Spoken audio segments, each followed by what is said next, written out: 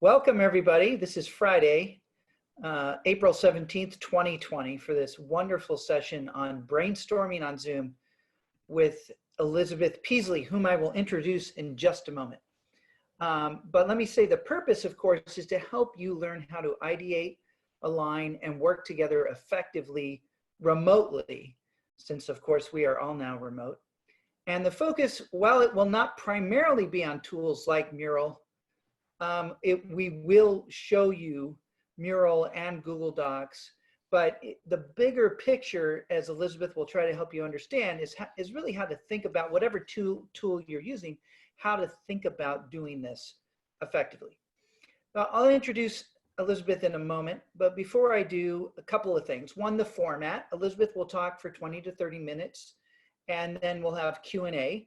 So I encourage you to put questions either in the chat or in the Q&A as we're going. I'll be monitoring those, and then we'll have a live dialogue after Elizabeth's initial presentation. The second thing I wanted to say, and many of you know this, but we have planned a big week at the end of April, 2 weeks from now.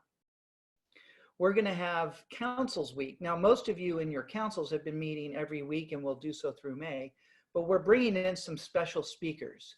You should have note of this in your email. People like, the world famous Dan Ariely, the behavioral economist, who's going to talk about how to think about how COVID-19 may be impacting consumer behavior now and in the long run. A really important topic, I think, for many of us.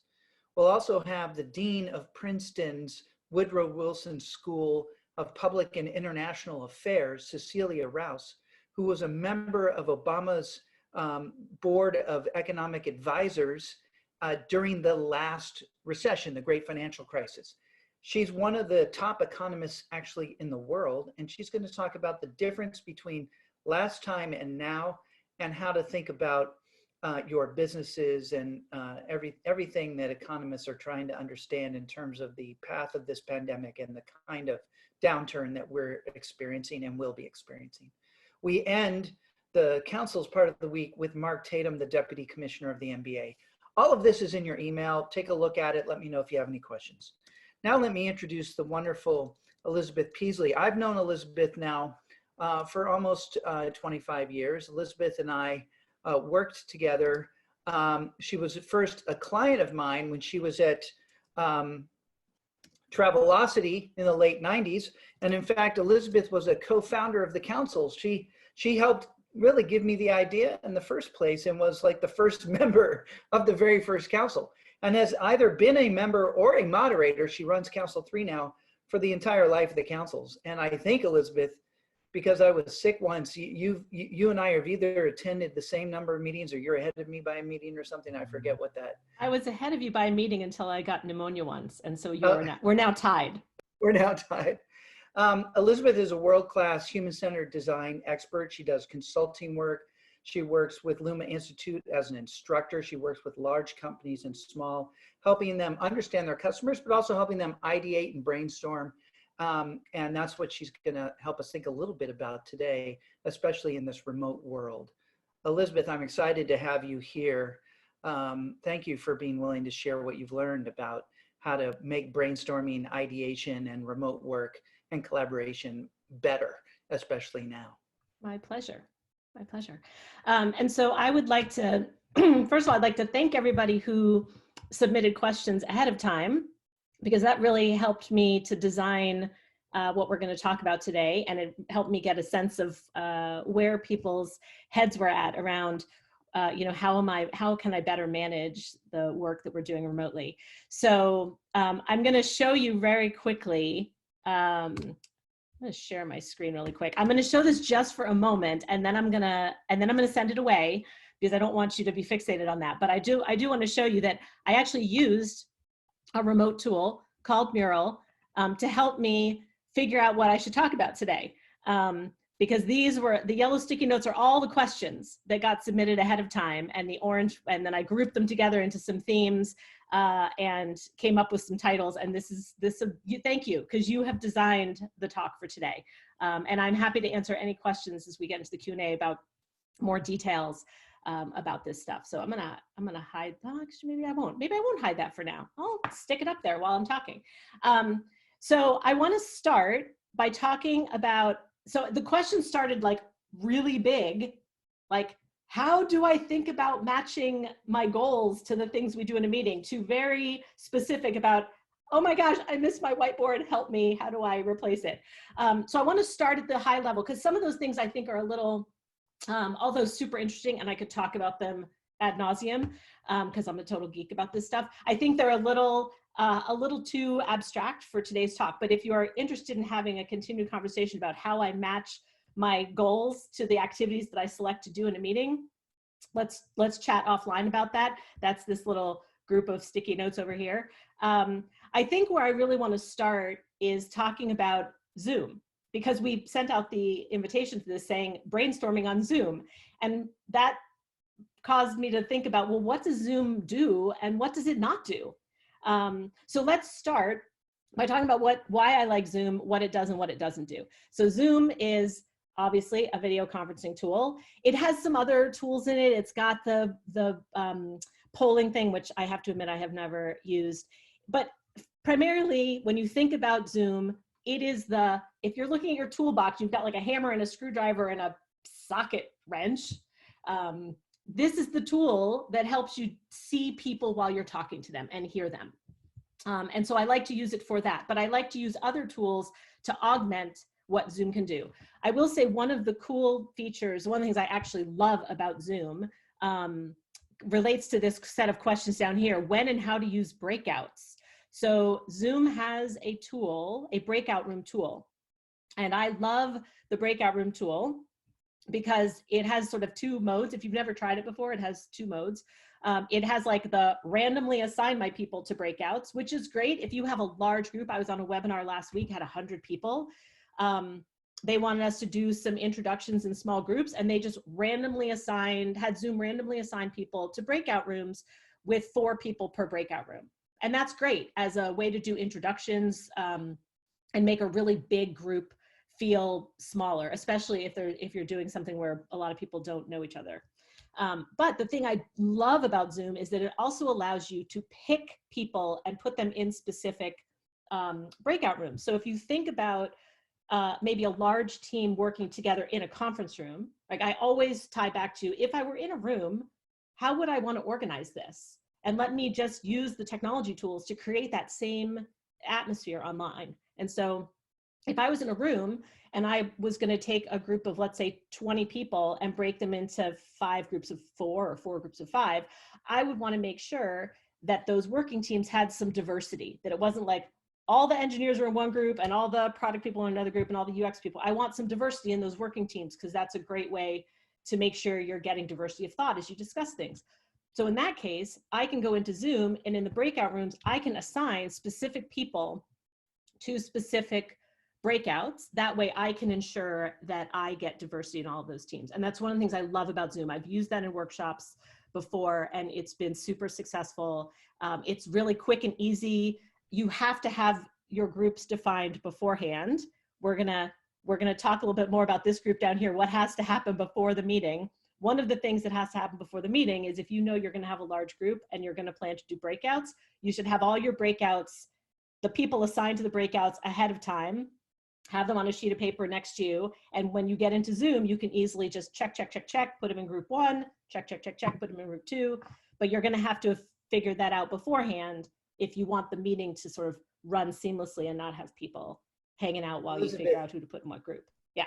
Just one addition from Paige, one of our members, who appreciates that you're not focused only on the tools, because of course many of the attendees today don't have Zoom. Right. They have Blue Jeans, or they've got Teams or Skype or whatever. We happen to be using Zoom, and you're talking about the breakout rooms.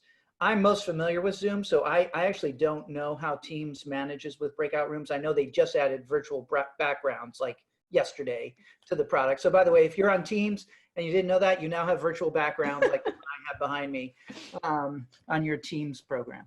But go ahead. Yeah, so if you aren't using Zoom, if you're using a video tool that doesn't have a built-in breakout functionality where you can control who goes to what breakouts, again, it falls into that bucket of what has to happen before the meeting. You might have to set up individual Teams rooms or Blue Jeans rooms and send people those links. Say, when we go to the breakout, here's your link, use this to go to the other room, and set it, like, you have to sort of have them self-manage, set a timer and come back to this main room. It's a little bit more challenging. And so you might actually have to then identify someone in each of those breakouts to be like in charge of making sure everybody comes back at the same time. But you can use breakouts. I think that the important thing is think about what your goal is of doing the breakout. If your goal is to just have people introduce themselves, then random breakouts are fine. If you're actually setting up working teams to accomplish something specific towards your goal, then you might want to be specific about who you put in those breakouts. So that's my thing about breakouts. Let's see, what else was in the what can Zoom do? So I guess one of the questions then was, okay, if Zoom is about video, what are the other tools that I might be able to use? And we're going to go into that a little bit later. There are tools like Mural and Miro. You can use anything that's cloud-based from a Office productivity suite. Like if you're a Google shop and you want to use Google Slides or Google Sheets, if you're a Microsoft 365, obviously that's not me because I can hardly say it, and you want to use PowerPoint, anything that's in the cloud. And I'm going to demonstrate a little bit about how you can do those. And I actually wrote, I wrote a thing, oh, maybe I'll send the link out later. I wrote a thing last week on like, about Mural specifically, because I'm admittedly a big fan, about tools you never knew you needed until you were working remote. And I talk about how I choose between Mural and Miro and how to use the other sort of cloud-based Office things. And we can send a link out to that later. Okay, so what has to happen before the meeting? This is actually really important. And I tell this to people when I'm teaching facilitation, advanced facilitation courses. Everyone likes to focus on the meeting, like, oh my gosh, what am I gonna do in the meeting, right? And you get really focused on that. And you tend to forget that there is stuff that has to happen before and stuff that has to happen after.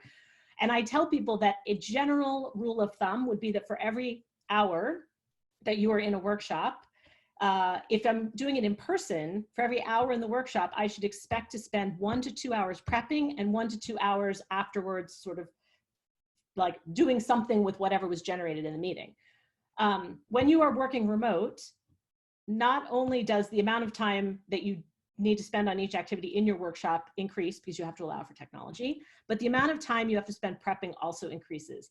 Because I will tell you that if you are going to be doing something in a room that generally involves either using a whiteboard or having people jot things down on sticky notes and sticking them on easel paper on the wall, it takes you 2 seconds to stick a piece of easel paper to the wall. It takes, and to like throw a pad of yellow sticky notes and some Sharpies on the table. It takes much longer to prep the things so that people can seamlessly use the digital tools. So I would say that if you're gonna spend 45 minutes or an hour with your team doing a remote session, you should plan on spending at least probably a couple of hours prepping and making sure that you have everything set up ahead of time. There is more prep involved when you are remote. The good news is that there tends to be less time needed afterwards, because when you do stuff digitally, you are automatically creating a record of all the work you did. When you do work in a conference room and you stick a bunch of sticky notes to the wall, you got to do something with them afterwards. You've got to take pictures of them, or you've got to roll them up and take them back to your office so you can stick them in a spreadsheet or create some digital record of them. And so the good news is that you don't have quite as much post-meeting work to do, because you have a digital record of everything that's been created, and you continue to work with it and iterate on it with your team. But it does take some of that after time gets shifted to the before time that you need to prep. You may ask, someone asked specifically, should we assign offline work to make the discussion more focused in the meeting? And that actually made me think that's exactly what I did. We gave you offline work, which is send us some questions about what you want to talk about, so that I could, in advance of the meeting, capture all that and think about it and put it in some organization so that I would know what to talk about today. So the answer to that is yes. The caveat to that is culture. So if you have a culture of people who are used to walking into meetings and winging it in the meeting, this is going to be a bit of a this may be a bit of a difficult transition for them because they're used to just walking from meeting to meeting and winging it in every meeting. And in some cases, you're going to have to ask them to do some things ahead of time. But yeah, I have found, Elizabeth, that yeah, like, I mean, asking people what questions they have ahead of time is a great prep tool, and people will usually comply. Asking them to read something and reflect on it, that's a lot harder. You can do it. Certain senior leadership teams will do it around books or whatever. And, you know, it depends, like you say, on the culture. But and I would add that if you're asking people to do homework, it's anything other than adding a question, you have to add in time to check in and provide context and kind of support that. Right. Yeah. So thinking about, and that's all this stuff is sort of circular and tied together. That goes back to the, what are my goals for the meeting and what of those goals can be achieved ahead of time? And then I can really maximize the time that we're spending together. My hope is that over time we'll like move up the maturity curve of like being remote and working remotely. And we will start to realize that we can't, it's just different than being in the office, and you can't just wing it by going from meeting to meeting to meeting and expect to get things done. And giving people some downtime to actually get work done individually is important.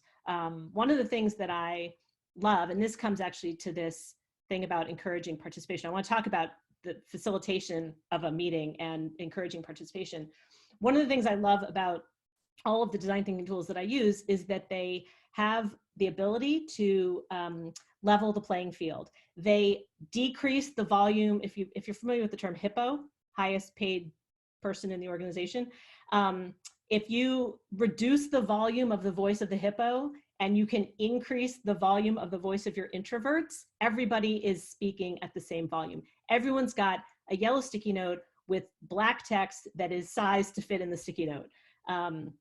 And so what that allows you to do is encourage participation from a variety of people and get them all engaged. So I'm going to talk a little bit more about that, but I guess I should step back and talk about this bad boy right here, which is that someone has to facilitate. When you are in an in-person meeting, it's easy to read body language. It's easy to, if two people start talking at the same time, it's sort of easy for them to be like, okay, you go first, no, you go, okay. It gets worked out. That is harder to do when you are on a video call. Sometimes, you know, the person has like a window behind them and their face is like blacked out because it's like too bright behind them and you can't actually see their facial expressions, or they're far away, or you're distracted by the swaying palm trees that they've decided to put behind them on the call. So I think it's really important that when you are doing meetings, somebody has to be identified as sort of the facilitator of that moment. It doesn't have to always be the same person. It can rotate around your team, but you sort of have to have somebody who's going to be in charge of making sure that people are following the ground rules.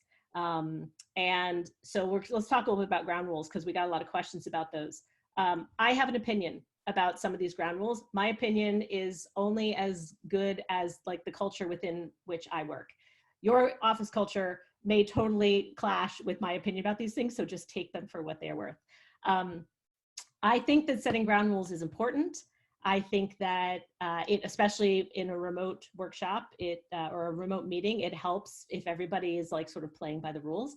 Like this question, who gets the floor when two people start speaking at the same time? Well, one of the things that I've actually started doing on my council calls, my weekly council calls, because I have a fairly big council and I've got, you know, between 12 and 16 people coming each week. I've actually started using the little hand raise tool in Zoom. If you open the participant panel in Zoom, on the side underneath the list of all the participants are some actions you can take, one of which is raise my hand. And when you raise your hand, a little blue hand raise icon comes up in, I guess it's over here in this corner. A little blue hand raise icon comes up and you'll know that that person has raised their hand, and everybody else can see that that person has raised their hand and is waiting to speak. But it does take a facilitator, someone who's like whoever's in charge for that meeting, to say, oh, okay, Phil, you had your hand raised, you're the next, why don't you give us speak next? And then Brittany, you had your hand raised next, that kind of thing. There was also a question about chat. So I think using chat during Zoom is really helpful for things like what Phil asked you to do. If you have questions during the session, put them in chat. I think having a ground rule that chat is not for side conversations is fine, because if you were sitting in a room together, would you really allow people to like be sitting next to each other whispering? You'd be like, guys, come on, you stay with us. And again, I'm all about trying to take what's good about being in a room together and move that goodness into a virtual environment. So personally, I like to tell people, this is what chat is good. If you want to use chat, this is what it's for. But we're try to not have side conversations, because it's really hard for people to be watching the video, listening, and looking at chat. That's like an overload on the brain to try to process all three of those things. And so I think if you tell people what chat is used for, and that's what you should use it for, and then tell them like to just stay away from side conversations. Again, that's if you're in an organization where that's what happens all the time and everyone's fine with it, then you can just take that recommendation, crumple it up, and throw it away.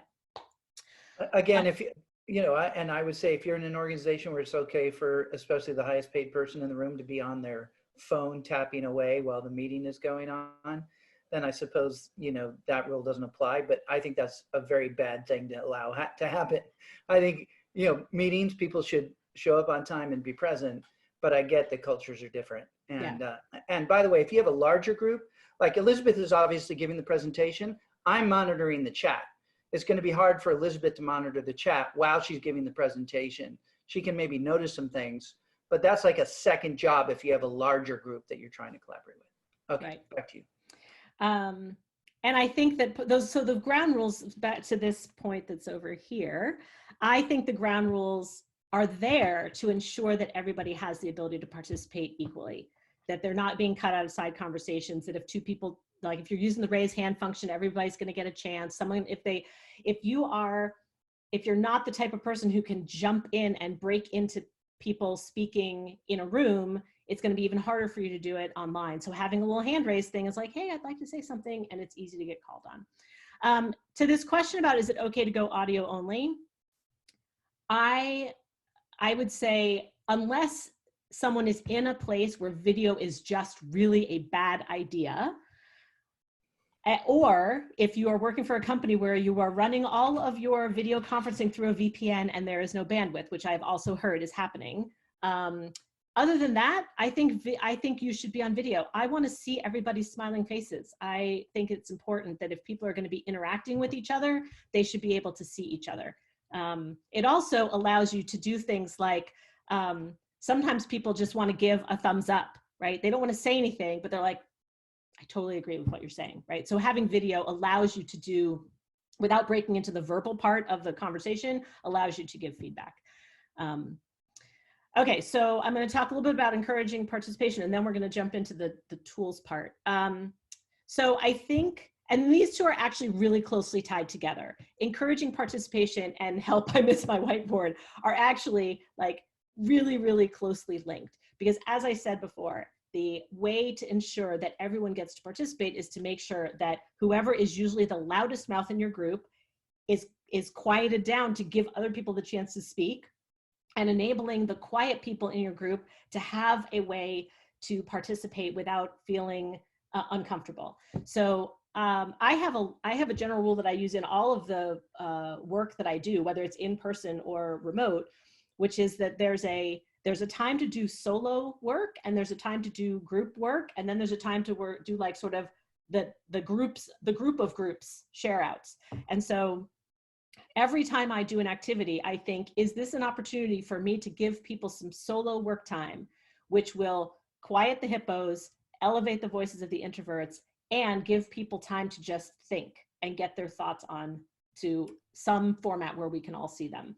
And so most of the things that I do involve some bit of like, hey, take a few minutes to just, in this case, type on some sticky notes your thoughts about whatever the topic is for the day.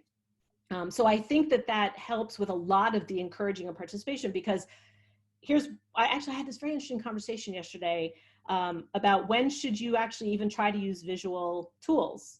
When is this appropriate? And when should you just have a conversation? And I think if your goal is to have everyone participate because you think everyone's going to have something to say, And especially if you think that people might have more than one thing to say, so you're going to have a lot of inputs, that's when these visual tools become really useful. On your weekly council calls that you're having with your groups, sometimes there's a topic where okay, there's going to be like 12 people on the call, but probably only 5 or 6 people really have the background knowledge to help on this request for help that's happening. In that case, doing something like this may not be as appropriate because not everybody needs to participate, and that's more of a conversational type of interaction. But if your expectation is that everyone's going to need to participate and they might actually have to say more than one thing, and that's a lot of inputs to deal with, that's when the visual tools become really useful. There was a question. Yeah, a question just popped up that I think is relevant to right now, which is, how do you manage competing agendas which can surface during Zoom meetings and divert attention from the topic at hand? I think, I think that we should not be spending, none of these calls should be like hours and hours and hours. If you used to spend 2 hours in a room working on something, that might end up being 2 calls. It's hard for people to sit for a long time, and to honor everybody's time, I think we have this, whoever's facilitating or somebody who has the ability to say, you know what, that conversation needs to happen offline because it's a we only have this much time together today. And if it's really outside of the scope of what the goal is today, if you start the meeting, you say, our goal for today is X, we are going to get from here to X by doing a couple of things. If everybody's clear about why you're together and what your goal is, then everybody should be okay with you saying that's very interesting. And that sounds like it could eat up the rest of our conversation. The group could make a decision at that point. Do we want to bail on what we're doing because this thing sounds like it's going to derail everything? And maybe you as a group decide to hash that out right now. Maybe it's something that you need to take offline. I think in the moment you have to decide what's more important. I've only got an hour with these people. What's the most important thing to do? Do I need to be, but you have to be willing to pivot on your plan. We have a saying at LUMA, a strong plan loosely held, right? You have to have a good plan, but you have to be willing to let go of it if things go a little sideways, and you recognize that the thing that you're working on isn't actually the thing you should be working on right now. And maybe that discussion of competing agendas is just that. Yeah, I hope that's helpful. Yeah. Okay, and so this idea of establishing comfort and safe space, I hope that all of this talk about how using visual tools that sort of democratize the conversation helps with that. And so I want to jump into the tools because I want to leave time for questions. And I know that some people, there were a lot of people who said, help, I miss my whiteboard. So I've shared with you Mural, and I've talked about, I am a fan of Mural. They are, I think, currently doing, it's always a free 30-day trial. I think they've extended that to 90 days now.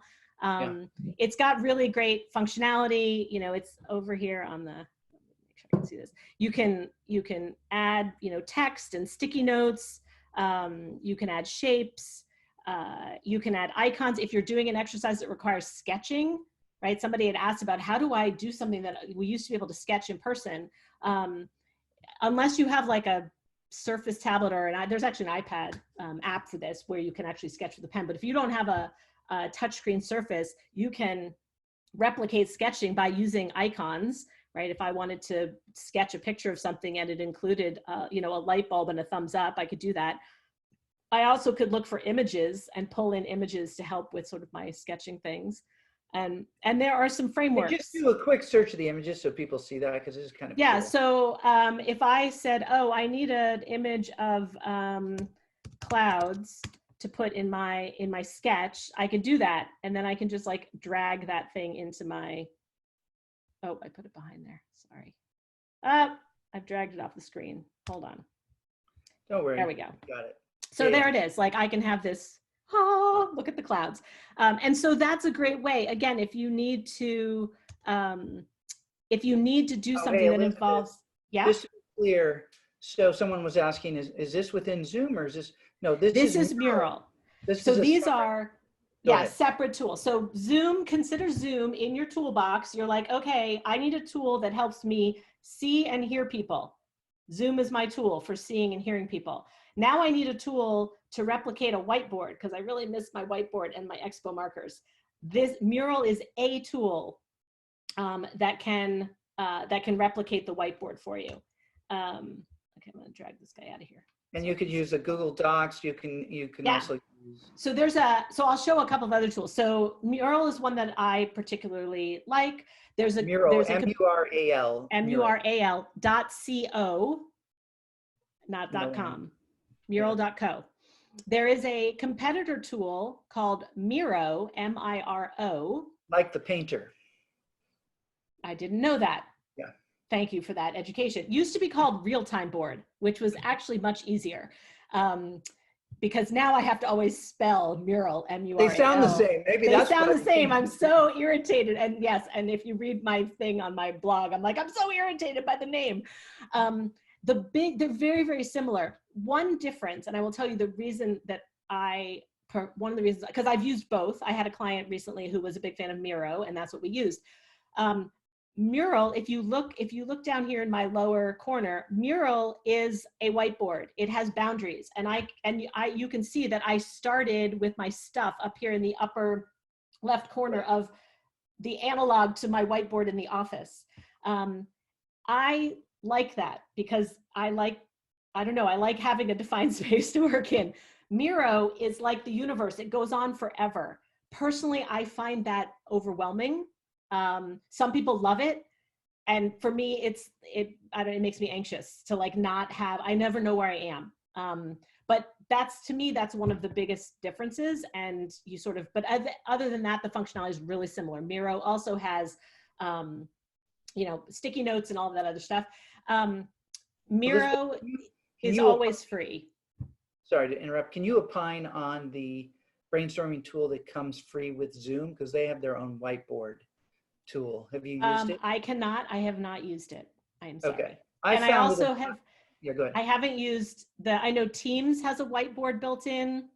I've heard mixed reviews on it. But here's the thing I want to talk about actually. If you are new to working remotely and trying to manage this type of meeting remotely, and the thought of throwing yet another unfamiliar technology tool makes you a little crazy, you do not need to use these tools. There are tools that are probably familiar to you that you can use. They will have perhaps slightly less, they will be slightly, yes, less usable, but they will be very familiar. And if your teams that you're working with have never used Mural or Miro or any whiteboarding tool online, it might be a good idea to take baby steps with them by using something that is more familiar. And when I talk about more familiar, I'm talking about whatever the Office suite you use currently. If you're a Google shop and you use Google Docs and Google Slides, great. If you're a Microsoft shop and you use Office 365 and you have PowerPoint and Excel and Word, great. Those tools are familiar to people. They tend to know how to use them really well. And that gives you the ability to like not throw a new technology at them. So I'm going to show you an alternative to Mural. Did my screen change to my Google Slides, Phil? Yes. Okay. So I've created some templates. I did them in Google Slides because I'm a Google person, but this would totally work in PowerPoint. I have created some slides, and really the biggest difference about using this, the space is a little smaller. So you might have to create multiple slides in order to organize things. And there isn't like a quick and easy, like click to add a new sticky note function. So in this case, it takes a little bit more prep up front, but you can create a bunch of blank sticky notes. You give people a legend. You say, okay, we're gonna do a retrospective on, our last sprint, or we want to understand, we've gotten some feedback from customers and we want to make sense of that. We want to organize that. Like, what are the positive things that people are saying? What are the negative things people are saying, or the concerns they have? What are the things that are like, well, they're like sort of okay, but they could use a little work. Maybe they have some potential. You can create these ahead of time. I have a version here where I could say, okay, Phil, you get column 1, and Brittany gets column 2, and Charlie gets column 3, and I'm going to get column 4. You could just double tap in there and, start typing. And in that case, you're replicating what happens on those other virtual whiteboards, but you're using a tool that people are more familiar with. They're like, oh, we use Google Slides all the time, or we use PowerPoint all the time. I totally understand how to use this.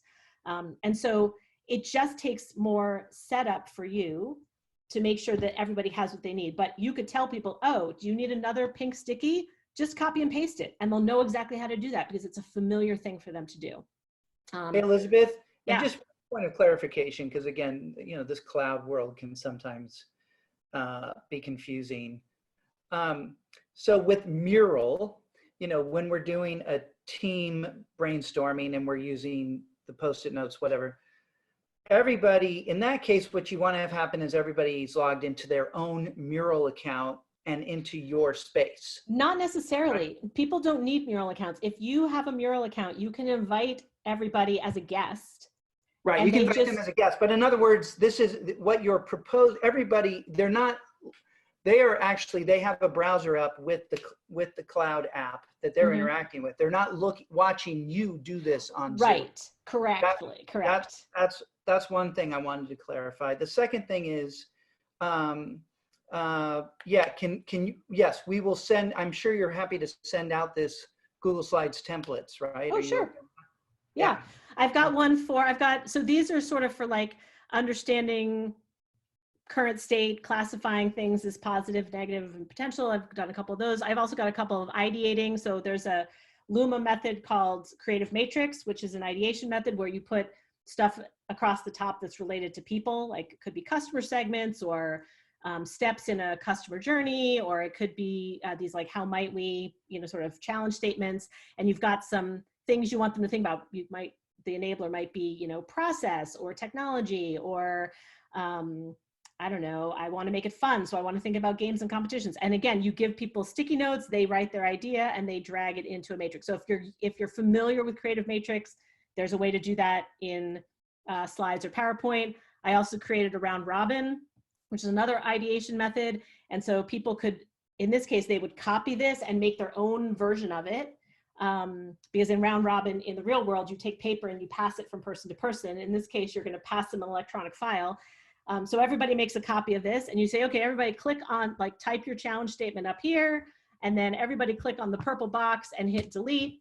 And the first, like, a round robin works because the paper is folded up and it's a progressive reveal. So I've built a progressive reveal. You delete the purple and then you pass it to the next person, they delete the blue. There's still some basic questions. So yeah, and I appreciate people asking, because there's two things going on right now, right? One is we're talking about how to be in a remote environment and use certain tools that allow that. The second thing we're talking about, and you're referencing, are of course methodologies, whether you're remote or you're not remote, like round robin and other methodologies, which we're referencing, but we're not training on those. Right. I just wanted to show, like, if you're used to doing something in a room, you can take anything you're used to doing in person and you can figure out a way to replicate that, whether you're replicating that in a tool like Mural, which has some like built-in templates that are available to you, or if you don't want to use a tool like that, you want to use something that people are familiar with, you can also recreate it in something like a PowerPoint slide. And then so I just wanted to show how those work. One more simple question that I think is really important. So how does a participant write on these stickies? In Mural or in I think the you one should do it in, I think maybe here in Google so, Docs.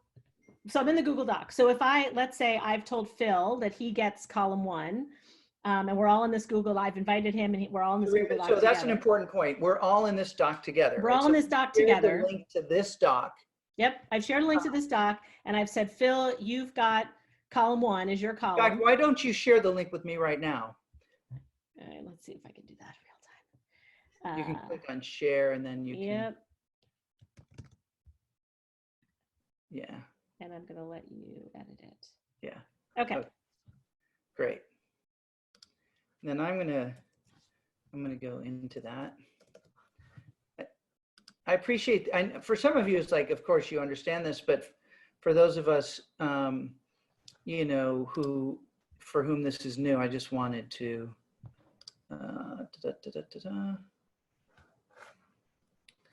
It didn't come through yet. And sometimes, by the way, this is part of why you need to leave a little bit of extra time, Yes. because Everything takes longer. can't, okay, so I'm now in the document. You should see in the Zoom, you should see me there, right? Yeah, it looks like you're on slide 1. Right there. You see my, yep. Okay. And then, like, if I just click on one of these Post-it notes and put it over here, I can start typing, etc. Right? You guys are seeing. Yeah. Does that answer the question, Janelle? Is that helpful? So yeah, there are sometimes, okay, so in Mural, you invite people to Mural as guests and they can all contribute in a cloud office, like slides, PowerPoint, doc, whatever. You invite people to that item, to the document. To that document so they can contribute. In the one difference would be for something like round robin, where each person needs their own sheet to fill out. If you're doing it using a Google slide or a PowerPoint or whatever, in that case, everyone would make their own copy of it, because I'm going to create an idea and then I'm going to pass my idea to someone else to give feedback on it. And each one needs to be individual. So if you're used to that method, you'll sort of, how those work. But I guess my point is you can take almost anything and recreate it digitally if you just think hard enough about how to do it. And there's one little, to let go of some, perfection. One little small thing, but if you click on share again, Elizabeth, I just want to show people. So, put in Charlie's name for a moment. And click over to the right, assume the email come up. You see this little box right here? You need to make sure that can edit is the way you're sharing. Otherwise, they'll be able to view your document, but not type into their stickies. Right. And this is like one of those little things that'll drive you nuts until you figure it out. Yes, thank you for pointing that out. Sometimes I fly through these things and I forget. Yeah. Okay, what other questions? I talked way longer than I had hoped to. I am open to any questions. Yeah, let's open it up for Q&A. So there's kind of two levels that we're looking at here, but we're focused primarily on just giving you a sense of how to do some of the things you know how to do offline in a remote environment. If you don't know how to do round robin, that's a different, that's kind of a different training session that we might do in the future. But what additional questions do you have about anything we've discussed or anything you thought we should have discussed that we haven't gotten to yet? Put them in chat or Q&A. And maybe I'll also just call on a couple of names here that I see. If you don't mind, text me Ann or John at Wayfair, or Heidi, Claire. Do you guys have any comments or questions? Okay, yeah, Gwen Saxby is asking, can you go over the steps you take to prepare for a virtual meeting? So we talked about that at a high level, which is, it takes time to do it, but what are the steps you take? Yeah. So I just came back over to the Mural because I want to make sure I've answered all of the questions that people had posted in advance. I'm so thankful for those. Yeah.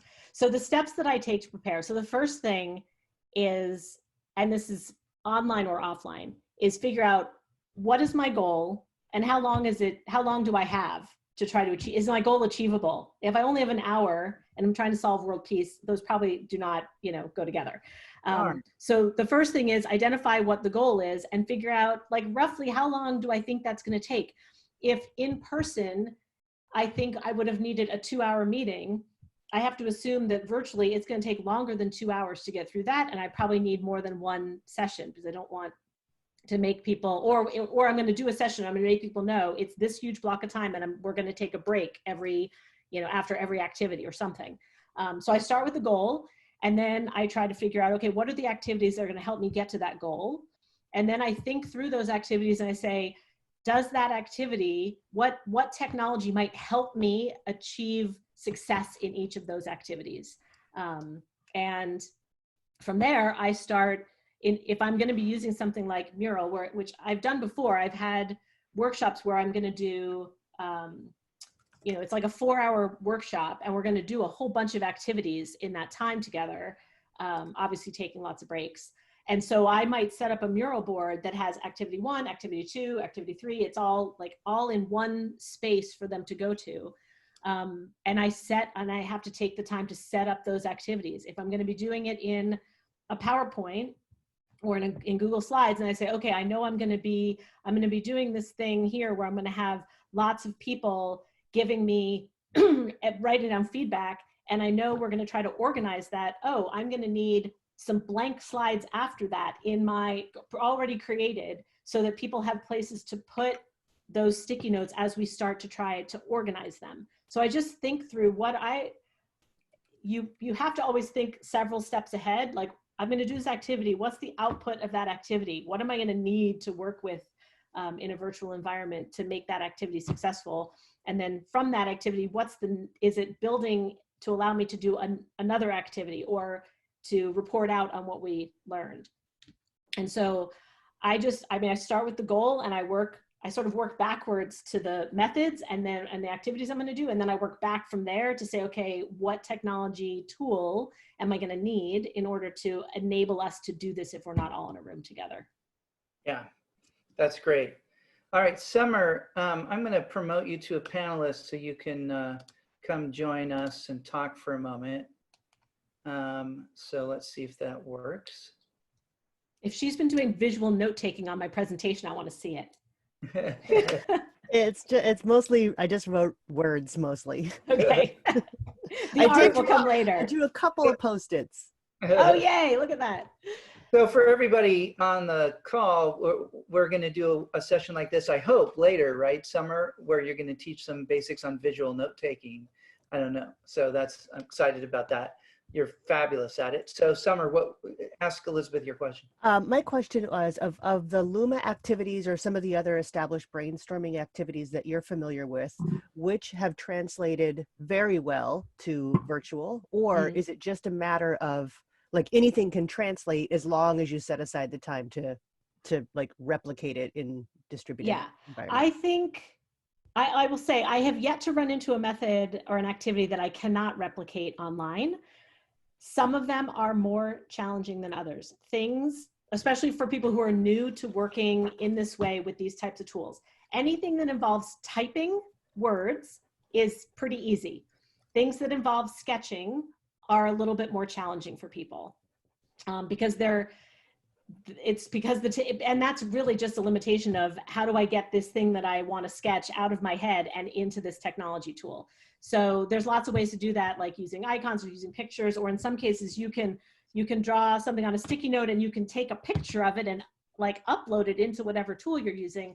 But I think they take a little bit longer because there's extra steps. I can't just sketch something and stick it on a wall. There's a few extra steps. So those are the activities where I think about bumping up the time a little bit more. The things that involve, typing words into a template or onto sticky notes, those things are easily done by people who aren't even really that familiar with this way of working. Yeah. And I'll just add, we did a session a week or two ago with Jason Fried on, remote working, especially with kids at home. But one of the things we talked about, and one of the things that we're increasingly doing, is you can also do asynchronous remote collaboration, right? So write up a proposal for a new project, but put it in a Google Doc or put it in Basecamp or whatever, and give people the time to reflect and write back their responses. And then based on that, evaluate that and then do a session. So everyone's actually, you're not sort of sharing the idea in the session, you're discussing particulars and feedback and next steps. So right. I think that can be very, very powerful. I've seen it done in email where someone just says, like, please send me, we just finished this. I've been using retrospective because it's so easy for people to think about, I think. Like, we just finished our last sprint. Send me, send me a positive bit, a negative or a concern, and an opportunity. Send me one of each in email. Everybody emails them to me, and I can then transcribe them into sticky notes, and then we can get together and review it together. Yeah. So there's lots of ways to use other tools Um, Including the dusty old email. including the dusty old email. I'm going to promote another panelist to join us, Audrey Mungle. Thanks. Thank you, Summer. Thanks. Thanks, Summer. And you can hang out with us. Audrey, so what's your question? Did it work? Oh yeah, there we go. Okay. Yeah. So my question, Elizabeth, was, is it any different how you follow up with, yeah, I know it's, the controls are weird. Okay, sorry. Is there any difference about how so you've created all of this online collaborative output and all that and gotten to a certain spot. How would you follow up after this session then to get the most out of that? Is there something different or something that enhances that? We've now all had the shared experience and now here's what we're going to do with the results of that meeting. Yeah, well, I think, thanks for the question. I think, because I know I talked earlier about how maybe you have a little bit less post work to do than you might if you were just sitting around a conference room table having a conversation. The benefit is, if anyone forgets what you talked about, you have a record of it because you've done it all and you've created something visual that you can then share back to the team. But I think at a high level, the same follow-up you would want to do after an in-person meeting, you would want to do here. If you want to summarize what was discussed, you want to summarize a prioritized list of projects that you agreed upon, you wanted to summarize, you know, the top 3 ideas that you're going to be moving forward with in prototype, or whatever it is, you still want to do that, but now you have these great visuals that you can either link people to if they want to revisit it themselves, or you can take some of these, like, I know, maybe sometimes you have to message this up in a PowerPoint, a very standard sort of way of communicating, and you can take screenshots of the stuff that you've done. You say, oh, the team did this, and that led to this output. The team did this activity, led to this output. I think it's the same goals of reporting out, but you actually have better stuff to show. It's not just like a photo of that maybe you remember to take of the white bad lighting of the actual. But yeah, with the glass reflecting and it's all terrible. Like now you have a really good artifact to share with people. So there are actually times when I'm doing this and I will use an electronic tool, even though it's just me working by myself, because it's easy for me to do this and then be like, hey, I'm going to send you a JPEG of this thing I'm working on just so you can see where I'm at. You know. You know, Elizabeth, I'm thinking if you're open to this, and I'd love to have people just put in chat as if it were a poll, that that I think people like a next session where we literally did a brainstorming session as the Zoom session, right? So people could play with the stickies and the you know, use one of these, you know, the suggestions, criticisms, opportunities, yeah, you know, positives, etc. So if people put in chat, just put yes if you think that would be helpful. Then yeah, boy, we're getting a lot of yeses on that. So think of this. I already have an idea of what we can do. We'll talk about it offline. Okay, awesome. Yeah, and actually, I was thinking it could be about the councils, right, and the weekly meetings we've been doing, at least for people who are involved in that. So I'm getting a lot of yeses from people. So I think that's certainly a step 2. And if there's an interest in having more specific, like talking more specifically about, I'm struggling with, like, I tend to think of every meeting is in like one of 2 places. You're either in the problem space or you're in the solution space. Am I trying to understand my problem better and figure out what to work on, or am I working on solving it? And if there are people that if there's an interest in doing some sort of follow-up session where people are like, I really want to understand what tools I can use to get a better handle on, are we working on the right thing? Or I want to know tools for prioritization. I mean, we could probably do that in the session you're talking about. Or no, that might be session 3. Maybe that's session 3, a follow-up on deeper understanding. So that's sort of level, because that's level 3. So we've done, you know, introductory. Next one is we're going to actually do one. We'll do a brainstorming. We'll do a, you know, working, and then we'll do, you know, questions about which tools and approaches to use for which kinds of problems that you want to solve. Yeah, I think that sounds right. And I'm just going to assume that people think that's a good idea. It naturally follows. Oh, not necessary. All right, so let's do that. So 3 minutes before the hour. The one other thing about Zoom sessions is it's great if you can end before the hour. In this remote world that we're all living in, it's people are a little nutty. But any final questions or comments? Let's do a round of applause. Thanks. Like I said, I'm a huge geek about this stuff. I could talk about it all day long. So well, people are loving it. I'm getting applause in chats. yay. I'm so glad. All right, really, thank you, Elizabeth. Sure. Really great to have this, super practical, you know. And by the way, I think we could also have like a session just on cloud basics, right? Maybe, you know, like things like don't forget to share can edit if you're sharing a doc with somebody. So yeah, we'll follow up. We'll send the templates from today, and we'll set a date for the next session, which we'll do as a brainstorming session itself.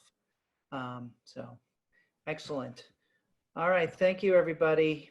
Thanks, everybody. Thanks, Elizabeth. Happy Friday. Yay, and one more round of applause.